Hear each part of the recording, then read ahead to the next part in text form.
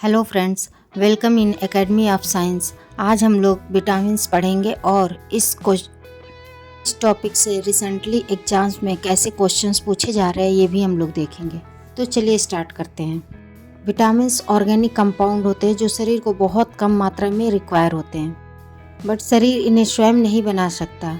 ये vitamin D को छोड़कर वो हमारी बॉडी के अंदर कुछ अमाउंट्स में बनते हैं।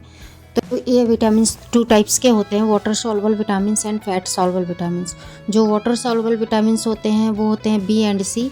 इसको ट्रिक से भी याद कर सकते हैं, WBC। डब्ल्यू मीन्स वाटर और BC विटामिन्स, बी और विटामिन सी। तो और दूसरा होता है फैट सॉल्युबल विटामिन। जो वाटर सॉल्युबल विटामिन निकाल दो, मतलब बी और सी निकाल दो, तो जो बचे वो फैट सॉल्युबल होते हैं, जैसे कि ADEK सारे फैट सॉल्युबल विटामिन्स होते हैं। और ये एग्जाम्स में बहुत बार पूछे जाते हैं कि वाटर सॉल्युबल विटामिन्स कौन से हैं और फैट सॉल्युबल विटामिन्स कौन से हैं। चलिए अब वाटर सॉल्युबल विटामिन्स और उससे होने वाले डिजीज़ देखते हैं। विटामिन सी, इसे स्कॉर्बिक एसिड भी कहते हैं। स्कॉर्बिक एसिड ही इनका केमिकल नेम होता है, क्योंकि कभी कभी क्वेश्चंस में केमिकल नेम पूछता है तो ये स्कॉर्बिक एसिड होता है। और ये ज़्यादातर खट्टी चीज़ों में जैसे आंवला, संतरा, नींबू, हरी मिर्च और गुड़हल में भी विटामिन सी पाया जाता है। हरी मिर्च में जो विटामिन सी होता है वो संतरा से भी ज़्यादा होता है। ये एग्जाम्स में पूछा गया क्वेश्चन है कि हरी मिर्च में कौन सी विटामिन पाई जाती है, तो इसका आंसर होगा विटामिन सी। अब विटामिन सी का क्या काम होता है, तो ये हमारी बॉडी के रोग प्रतिरोधक क्षमता को बढ़ाते हैं, यानी कि हमारी इम्यूनिटी को बढ़ाते हैं, जिससे घाव जल्दी भर जाता है। और हमारी बॉडी में आयरन के एब्जॉर्प्शन में भी हेल्प करता है। यानी कि अगर विटामिन सी की कमी हो गई तो हमारी बॉडी में आयरन की भी कमी हो जाएगी। क्योंकि आयरन का एब्जॉर्प्शन प्रॉपरली नहीं होगा।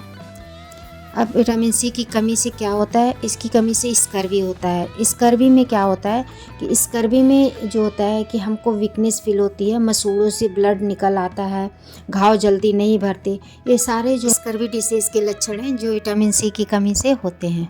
अब आते हैं विटामिन बी पे।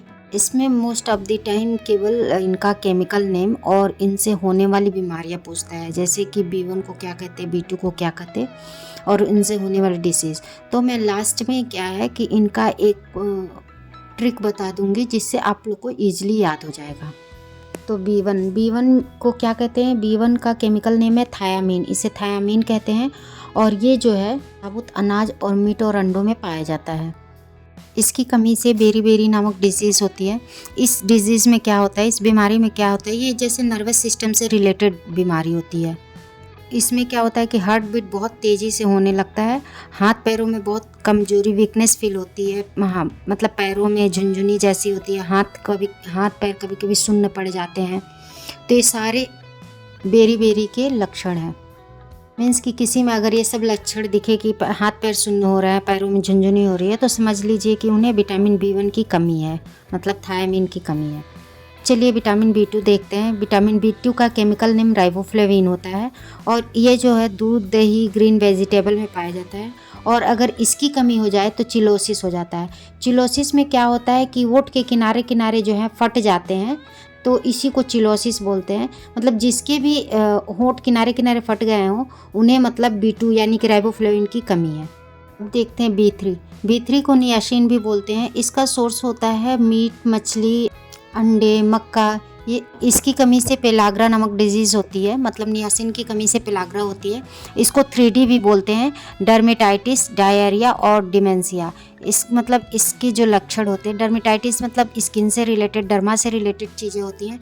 डायरिया में दस्त वगैरह होता है। और डिमेंशिया मतलब भूलने की या निद्रा की, चिड़चिड़ापन की प्रॉब्लम होती है जब पेलाग्रा डिजीज़ होती है। तो अब विटामिन B5 देखते हैं। B5 को पेंटोथेनिक एसिड भी बोलते हैं। ये ऑलमोस्ट सारे अनाज में पाया जाता है और ये एनर्जी का फॉर्मेशन करता है हमारी बॉडी के अंदर। ओके। B6 को पायरिडॉक्सिन कहते हैं और विटामिन B7 को बायोटीन कहते हैं। B6 और B7 का मोस्ट ऑफ द टाइम इनका केमिकल नेम ही पूछता है, तो जो मैंने बता दिया। अब B9 देखते हैं। B9 का केमिकल नेम होता है फोलिक एसिड, मतलब इसको फोलिक एसिड कहते हैं। और इसका जो स्रोत होता है मोस्टली ग्रीन वेजिटेबल्स होती हैं। और ये क्या कार्य करता है, ये बहुत इंपॉर्टेंट कार्य करता है। जो फोलिक एसिड होता है ये हमारी बॉडी में DNA का फॉर्मेशन करता है। इसीलिए जैसे ही कोई वुमेन प्रेग्नेंट होती है वो तुरंत डॉक्टर के पास जाके फोलिक एसिड लेना स्टार्ट कर देती हैं, क्योंकि ये प्रेगनेंसी में सबसे आवश्यक होता है, क्योंकि इसकी कमी से डीएनए के फॉर्मेशन में प्रॉब्लम आती है और मेगालोब्लास्टिक एनीमिया हो जाता है। मेगालोब्लास्टिक एनीमिया कैसी एनीमिया होती है ये मैं बताती हूँ। मेगालो मतलब होता है कि बड़े बड़े इमेच्योर आरबीसी बोन मैरो में बनने लगते हैं, इसे ही मेगालोब्लास्ट कहते हैं। इसकी वजह से कमजोरी हो जाती है, थकान लगती है और सिर चक्कर आता है, हेडक हो जाता है। इसे ही मेगालोब्लास्टिक एनीमिया कहते हैं। और यही B9 फोलिक एसिड जो होता है फीटस में न्यूरल ट्यूब का फॉर्मेशन करता है। इन्हीं सब वजह से फोलिक एसिड अत्यंत आवश्यक हो जाता है प्रेगनेंसी में। विटामिन B12 को साइनोकोबालामिन भी बोलते हैं। ये मोस्टली जो होता है एनिमल सोर्स से मिलता है, जैसे मिल्क, मीट, एग etc। इसकी कमी से परनीसियस एनीमिया होता है। जैसे हम लोगों ने देखा कि फोलिक एसिड यानी कि विटामिन B9 की कमी से मेगालोब्लास्टिक एनीमिया होता है, बट इसकी कमी से परनीसियस एनीमिया होता है। कि ये क्वेश्चन बार बार पूछा जाता है और इसमें कन्फ्यूज़न भी बहुत होता है कि B9 की कमी से कौन सा वाला एनीमिया होता है और B12 की कमी से कौन सा वाला एनीमिया होता है। तो जो पहले आता है वो बड़ा होता है, मेगालोब्लास्टिक एनीमिया होता है, और जो बाद में आता है वो परनीसियस एनीमिया होता है। याद करने के परनीसियस एनीमिया में क्या होता है, जैसे मेगालोब्लास्टिक एनीमिया में क्या होता था कि बोन मैरो में बड़े बड़े मेच्योर आरबीसी बनते थे, उसी तरह परनीसियस एनीमिया में क्या होता है आरबीसी ही कम बनते हैं। इसमें मतलब बड़े बड़े नहीं बनते, इसमें आरबीसी ही कम बनते हैं और इसमें नर्व डैमेज हो जाती है, हाथ पैर सुन्न हो जाते हैं, नर्वस सिस्टम डैमेज हो जाती है और B12 एब्जॉर्ब नहीं होता। की वजह से क्या होता है कि हमें हरारत सी फील होती है, मेमोरी लॉस लगता है, मूड चेंज हो जाता है। ये सारे जो होता है B12 यानी कि साइनोकोबालामाइन की कमी से होते हैं। ये था वाटर सॉल्युबल विटामिन। अब हम लोग पढ़ते हैं फैट सॉल्युबल विटामिन। और हाँ, चलिए इसके लिए ट्रिक भी बता दूं कि आपको जो बी कॉम्प्लेक्स है उसमें किस वाले मतलब B1 को कौन सा केमिकल नाम बोलते हैं, B2 को कौन सा केमिकल नाम बोलते हैं, इसके लिए मैं ट्रिक दे देती हूँ।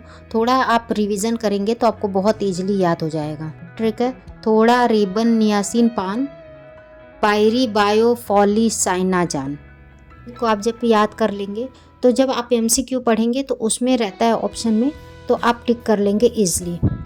एक बार बोल भी देती हूँ। थोड़ा जो है B1 थायमिन को, और रिबन जो है B2 राइबोफ्लोविन को, और नायासिन जो है B3 नियासिन को, B5 पेंटोथेनिक एसिड को पान, B6 पायरोडॉक्सिन को पायरिड, B7 बायोटिन को बायोटिन, और B9 फॉलिक एसिड को फॉली, और B12 साइनोकोबालामिन को साइना। तो ये था अब तक का वाटर सॉल्युबल विटामिन। अब चलिए हम लोग फैट सॉल्युबल विटामिन ADE के बारे में जानते हैं। सॉल्युबल विटामिन में पहला विटामिन A, इसका केमिकल नेम रेटिनॉल होता है, मतलब इसे रेटिनॉल के नाम से भी जानते हैं, और ये गाजर, मक्खन और अंडे में पाया जाता है। इसकी कमी से नाइट ब्लाइंडनेस हो जाता है, जिसे हम रतौंधी कहते हैं, और विजन के लिए बहुत इम्पॉर्टेंट होता है विटामिन A। और इसकी कमी से जीरोप्थैल्मिया होता है। जीरोप्थैल्मिया में क्या होता है कि इसको ड्राई आइज़ भी कहते हैं, आँखें सूखी हो जाती हैं, और ड्राइनेस इन स्किन में भी ड्राइनेस विटामिन A की कमी से होता है। ग्रोथ भी रुक जाती है, ग्रोथ रिटार्डेशन हो जाता है। अब विटामिन D देखते हैं। विटामिन D का जो केमिकल नेम होता है वो कैल्सीफेरॉल होता है, मतलब इसको कैल्सीफेरॉल के नाम से भी जानते हैं, और एक और इसको नाम देते हैं सनशाइन विटामिन, क्योंकि इसका जो सोर्स होता है वो सनलाइट होता है। अब ये विटामिन D क्या करता है हमारी बॉडी के अंदर, तो जो विटामिन D होता है वो कैल्शियम का एब्जॉर्प्शन करवाता है। मतलब अगर किसी के अंदर विटामिन D नहीं है तो चाहे वो जितनी भी कैल्शियम ले ले, वो कैल्शियम उसके बॉडी के अंदर एब्जॉर्ब ही नहीं होगी। इसलिए जब भी विटामिन D की कमी होती है तो हमको दोनों के लक्षण दिखते हैं, एक तो विटामिन D से जो डिजीज़ होती है, और एक जो कैल्शियम के कारण ही हमारी बॉडी में डिजीज़ होते हैं उसे भी दिखते हैं। अभी इसकी डिफिशियंसी से क्या डिजीज़ होते हैं, क्या बीमारी होती है, तो इसकी भी डिफिशियंसी से रिकेट्स होता है। जो बच्चे होते हैं उनमें रिकेट्स होता है, और जो एडल्ट होते हैं उसमें ऑस्टियोमलेशिया होता है। दोनों ही बोन से रिलेटेड डिजीज़ होती है। दोनों में हड्डियां नरम और कमज़ोर हो जाती हैं और बहुत जल्दी फ्रैक्चर हो जाती हैं। तो जो रिकेट्स होता है उसमें बच्चों पे असर होता है, और जो एडल्ट होते हैं उसमें एडल्ट हड्डियों पे असर होता है, उसे ऑस्टियोमलेशिया कहते हैं। ऑस्टियो का मतलब भी बोन ही होता है। अब विटामिन ई देख लेते हैं। विटामिन ई का केमिकल नेम टोकोफेरॉल होता है और इसका जो सोर्स होता है वो पीनट्स, आलमंड्स etc, मतलब ये सब चीज़ों से मिलता है। इसका क्या काम होता है विटामिन ई का? तो आपने सुना भी होगा, इसको ब्यूटी विटामिन भी कहते हैं। ये मेनली एंटीऑक्सीडेंट का कार्य करता है और स्किन और मसल्स को हेल्दी रखने में मदद करता है। अब इसकी कमी से जो होता है स्टेरिलिटी होती है, मतलब बांझपन होता है, लेकिन ये मैक्सिमम टाइम स्टेरिलिटी के रूप में ही ऑप्शन में रहता है। अगर बांझपन दे तो बांझपन भी हो सकता है।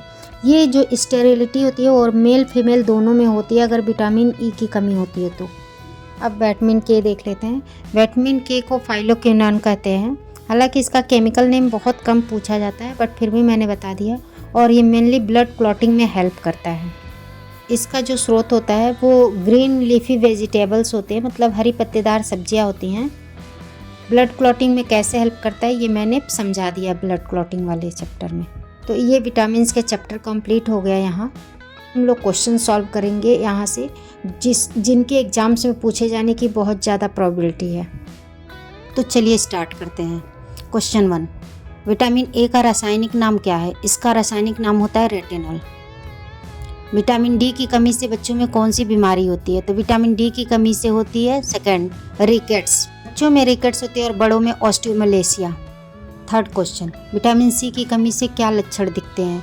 तो इसमें होता है कि ब्लीडिंग इन गम्स, मतलब मसूड़ों से खून आता है। Okay, A answer. फोर्थ, हरी सब्जियां किस विटामिन का मुख्य स्रोत है? तो मैंने बताया था कि ग्रीन वेजिटेबल विटामिन के का मेन स्रोत है। फिफ्थ क्वेश्चन, पर्नीशियस एनीमिया किसकी कमी से होता है? तो इसका आंसर होगा सी, विटामिन B12 की कमी से। दो तरह की एनीमिया होती है, एक मेगालोब्लास्टिक एनीमिया जो कि B9 फोलिक एसिड की कमी से होता है, और एक पर्नीशियस एनीमिया जो विटामिन B12 की कमी से होती है, जिसे साइनोकोबालामिन भी बोलते हैं। इस एनीमिया मतलब पर्नीशियस एनीमिया में RBC कम बनते हैं। सिक्स क्वेश्चन, किस विटामिन को एंटी स्टेरिलिटी विटामिन कहते हैं? इसका आंसर होगा विटामिन ई, टोकोफेरॉल को। इसकी कमी से मैन या वीमेन दोनों में स्टेरिलिटी होता है, मतलब बांझपन हो जाता है। सेवेंथ क्वेश्चन, विटामिन B9 का रासायनिक नाम क्या है? विटामिन B9 का रासायनिक नाम फोलिक एसिड है और इसकी कमी से मेगालोब्लास्टिक एनीमिया होता है, जिसमें बड़े बड़े इमेच्योर RBC बनते हैं बोन मैरो में। एट्थ क्वेश्चन, हड्डियों को मजबूत करने वाला विटामिन कौन सा है? तो हड्डियों को मजबूत करने वाला विटामिन जो होता है विटामिन डी होता है। इसकी कमी से ऑस्टियोमलेशिया होता है बड़े लोगों में और छोटे बच्चों में रिकेट्स होता है। नाइन्थ क्वेश्चन, पेलाग्रा बीमारी किस विटामिन की कमी से होती है? आंसर होगा ए, विटामिन B3, इसको नियासिन भी बोलते हैं। 10th क्वेश्चन, किस विटामिन की कमी से बाल झड़ सकते हैं? तो इसका आंसर होगा विटामिन B7, जिसको बायोटिन भी कहते हैं। ओके फ्रेंड्स, तो यह विटामिन का चैप्टर यहाँ पे ख़त्म हो गया। अगर आप लोग को वीडियो अच्छा लगा हो तो लाइक एंड सब्सक्राइब ज़रूर कर दीजिएगा।